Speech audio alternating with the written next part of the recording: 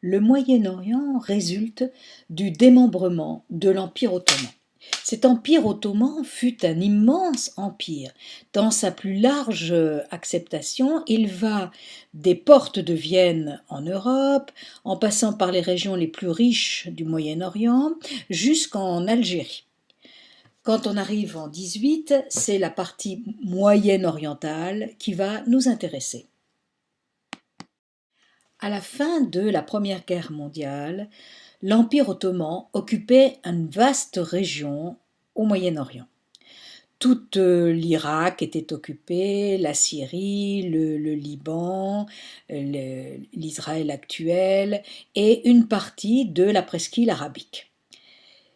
Le reste était souvent sous influence étrangère. L'influence britannique était extrêmement importante. Elle allait du Pakistan, l'Afghanistan, et puis ensuite le sud de la presqu'île arabique, et surtout en Égypte et dans le Soudan anglo-égyptien.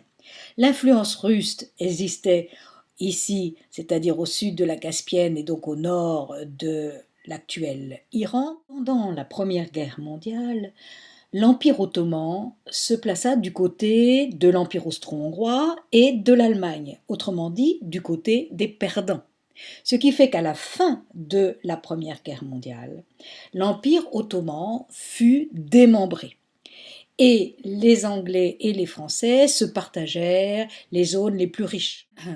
C'est le traité de Sèvres qui va créer les différents pays de cette région. En effet, la Société des Nations va donner mandat au Royaume-Uni et à la France pour administrer les territoires qui sont enlevés à l'Empire ottoman.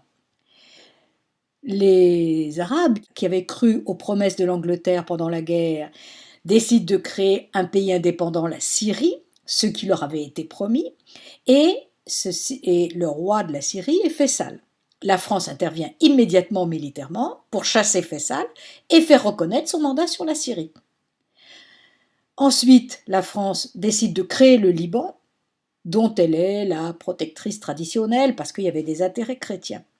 Donc on voit déjà que Syrie et Liban sont sous influence française. Le roi Faisal, qui a donc été chassé par la France de la Syrie, se réfugie à Londres et les Anglais le placent sur le trône de l'Irak, pays qu'ils viennent de créer. Le Royaume-Uni renonce à son protectorat sur l'Égypte, mais conserve le canal de Suez.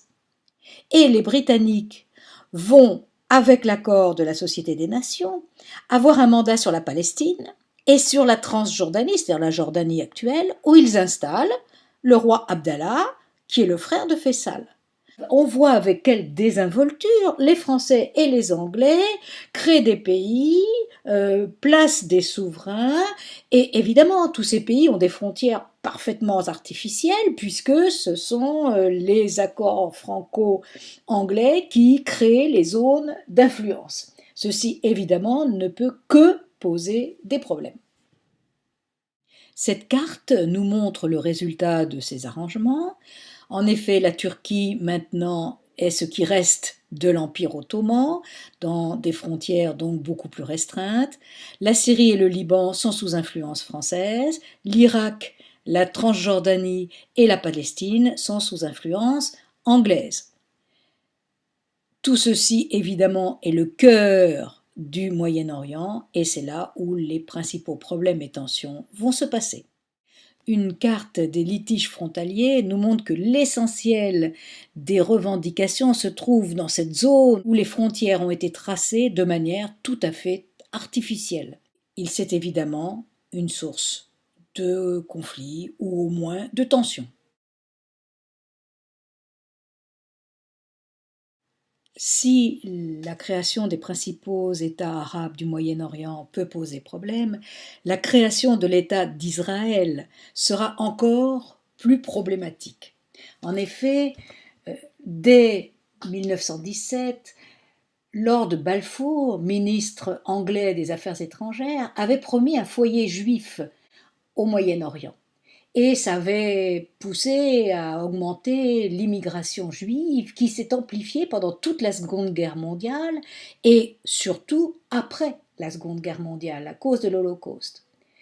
Les Anglais avaient mandat sur la Palestine et ils se sont retrouvés face à des Juifs qui voulaient émigrer en très grande quantité, des Arabes qui ne voulaient pas qu'il y ait plus de Juifs sur leur territoire, et chacun des deux groupes se sont retournés contre les Anglais, qui se trouvaient coincés entre leurs promesses aux États arabes et le fait qu'ils voulaient, comme tous les Européens, essayer d'avoir une conscience un peu moins lourde face aux problèmes juifs en acceptant qu'ils aient un foyer juif.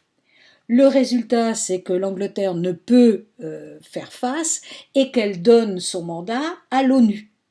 Et l'ONU, c'est même sa première action, en 1947, va diviser le territoire en deux.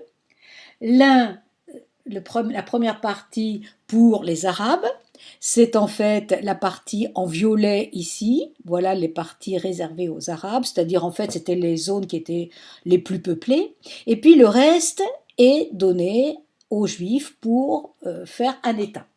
Ce que les Juifs vont faire tout de suite, c'est-à-dire dès 1948, ils vont proclamer l'État d'Israël.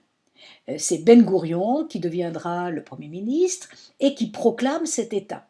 Les Palestiniens refusent de proclamer un État palestinien tout simplement parce qu'ils estiment qu'ils sont chez eux sur l'ensemble des terres et donc il n'y a aucune raison pour créer un État qui représente la moitié de cette terre palestinienne. Donc, le résultat, c'est qu'il va y avoir une guerre entre, d'une part, le nouvel État israélien et puis l'ensemble des pays arabes qui soutiennent les Palestiniens. Donc une première guerre éclate entre Israël d'une part et les pays arabes d'autre part, c'est-à-dire l'Égypte, la Syrie, l'Irak, l'Arabie saoudite et la Jordanie, autrement dit tous les pays qui entourent Israël.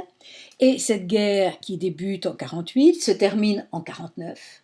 Et elle se termine en 1949 par la victoire d'Israël. Et le résultat, c'est que finalement la bande de Gaza qui appartenait aux Palestiniens va passer sous administration égyptienne, la Cisjordanie va passer sous administration jordanienne et le reste du territoire est annexé par Israël, qu'Israël va donc augmenter de 40% son territoire et que finalement il n'y aura plus de Palestine.